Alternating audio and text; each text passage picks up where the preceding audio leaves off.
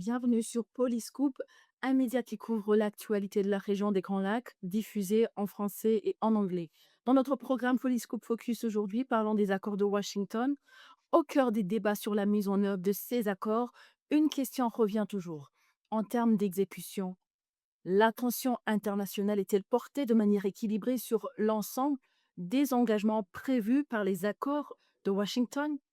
Lors du récent congrès américain, le secrétaire d'État Marco Rubio a estimé que la mise en œuvre des accords de paix de Washington entre le Rwanda et la RDC n'avançait pas à un rythme satisfaisant. Marco Rubio a déclaré que le niveau de conformité aux engagements restait insuffisant tout en notant certains signes de progrès du côté rwandais et en soulignant que plusieurs défis importants restaient à surmonter. Mettons cela de côté un instant et intéressons-nous à deux éléments majeurs qui figurent au cœur des accords de Washington, le respect du cessez-le-feu et la neutralisation des FDLR. Parlons d'abord de la neutralisation et du désarmement des FDLR qui constituent l'un des piliers essentiels des accords de Washington. Pourtant, ce groupe armé continue d'opérer à l'est de la RDC et de représenter une menace sécuritaire pour une partie de la RDC et pour le Rwanda. Car il y a 32 ans, le même groupe a effectué des massacres systématiques pendant le génocide perpétré contre les Tutsis au Rwanda.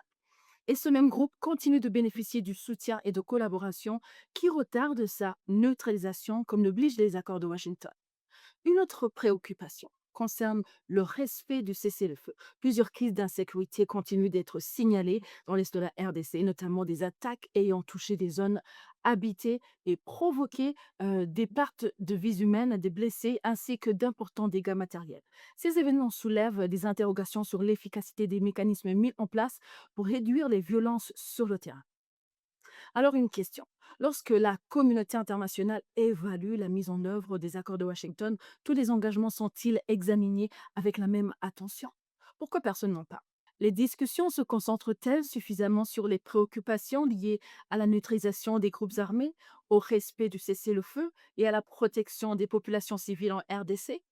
Pour certains observateurs, la bonne exécution des accords de Washington dépendra précisément de la capacité des parties, donc de toutes les parties et de leurs partenaires, à évaluer l'ensemble des engagements de manière équilibrée, sans dissocier les obligations sécuritaires des autres dispositions prévues de l'accord. Merci de votre attention. À la prochaine pour une analyse approfondie sur les accords de Washington. Restez avec nous sur toutes les plateformes de Polisco.